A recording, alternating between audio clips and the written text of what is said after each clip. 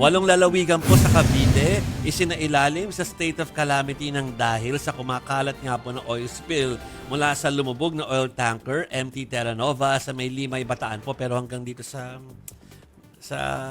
Manila, meron na daw slick na nakikita. No? Kasama po rito ang Bacoor, o ang lapit kasi ng Bacoor sa atin. Kawit, Noveleta, Rosario, Tansa, Naik, Maragondon at Ternate kung saan nasa 25 maying isda po yung affected nitong oil slick na yan. Nagdedeklara rin ng no-catch zone sa mga shellfish dyan po sa naturang lugar. Doon pa naman yung, may kwento ko tong sa shellfish after ng item na ito. Samantala, sa Ground Zero sa Limay, Bataan, nagdeklara na rin po ng fishing ban na aabot sa 13,000 po na mangingisda yung direktang apektado ng oil spill. Ayon naman sa Philippine Coast Guard, patuloy po ang pagtapal sa 24 valves ng MT Terra Nova.